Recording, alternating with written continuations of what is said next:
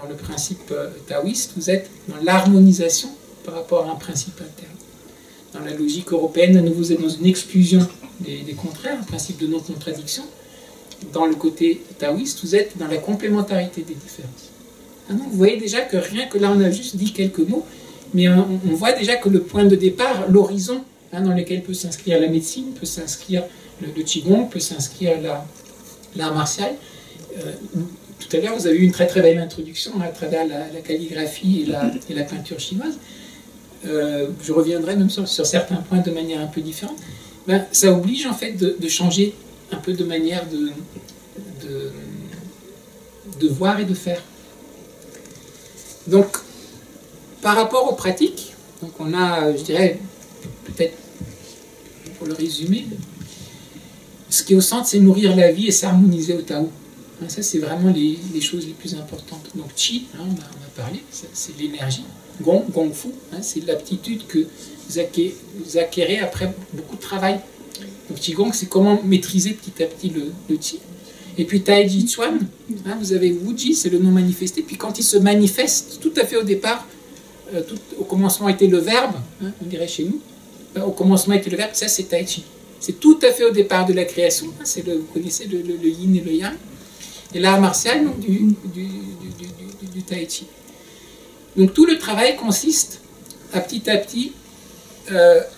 harmoniser son être et transformer son être pour s'harmoniser à tous les différents niveaux. Et donc, la première chose que vous allez avoir, c'est l'importance, alors pour les pratiquants d'entre vous, de Jing, Qi et Shen. Je vais simplifier, peut-être que tu donneras d'autres explications. Moi, je veux dire, Jing, c'est la vitalité. D'abord, déjà, il faut nourrir votre vitalité.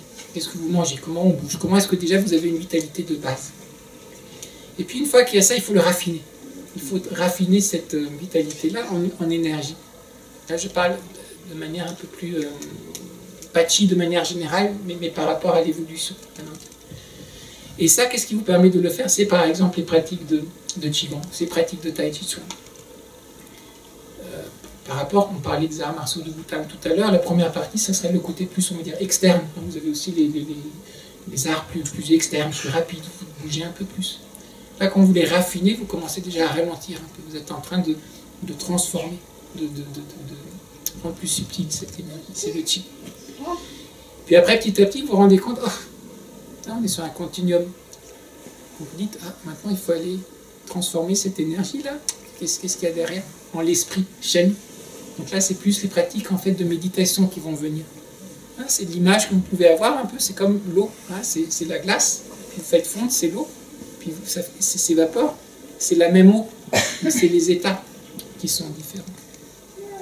Et donc petit à petit, quand vous avez nourri votre Jing, puis vous avez transformé dans le Qi, puis hop, vous êtes arrivé au niveau Shen. Après petit à petit, comment on vide? Pardon.